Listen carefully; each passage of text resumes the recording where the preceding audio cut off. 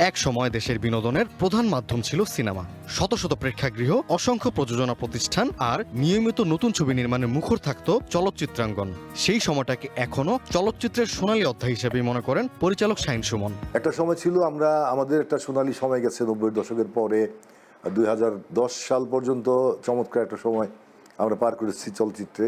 অসংখ্য cinema hall ছিল, সেই সিনেমা হলের সংখ্যা আসলে এই মুহূর্তে নাই।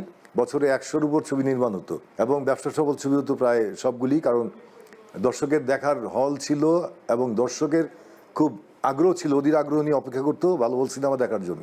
সেই ক্ষেত্রে আমাদের সেই সোনালী সময়টা খুব বিলীন হয়ে গেছে বলে আমি মনে করি। এখন আমাদের কিছু নির্মাতা, আমাদের কিছু প্রযোজক, সাহসী প্রযোজক বলবো, যে এই সময়ে এসে অনেক বড় বড় বাজেটের ছবি নির্মাণ করছে।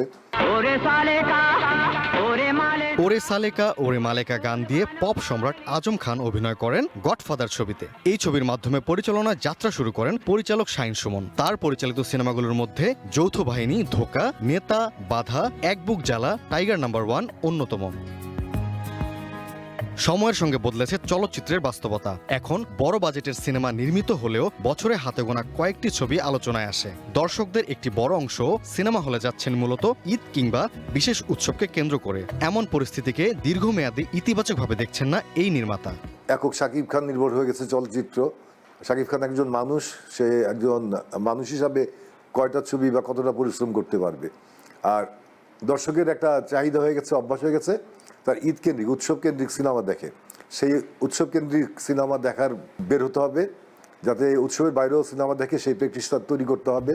চলচ্চিত্রকে আরও শক্তিশালী করতে প্রয়োজন নতুন গল্প, দক্ষ নির্মাতা এবং দুই অঙ্গনের সমন্বিত উদ্যোগ। টেলিভিশন, মিডিয়া এবং চলচ্চিত্র দুই অঙ্গনের সেতু বন্ধন তৈরি হলে, দুই অঙ্গনের মিলিত শিল্পী নির্বাচন করলে চলচ্চিত্রের মান অনেক ভালো হবে।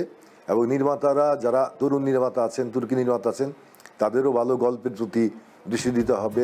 বিভিন্ন জেলায় আধুনিক প্রেক্ষাগৃহ ও সিনেপ্লেক্স বাড়ানো গেলে নতুন দর্শক তৈরি হবে, বাড়বে বাজারও। একই সঙ্গে দীর্ঘদিন ধরে চলচ্চিত্রের সঙ্গে যুক্ত কর্মীদের কর্মসংস্থানের বিষয়টিও গুরুত্বের সঙ্গে দেখার আহ্বান জানিয়েছেন শাহীন সুমন। তারা একটা কাজই শিখেছে, চলচ্চিত্র নির্মাণের সাথেই থেকেছে সবসময়। এখন কাজ নেই, দিনের পর দিন, মাসের পর মাস, বছরের পর বছর কাজ নেই।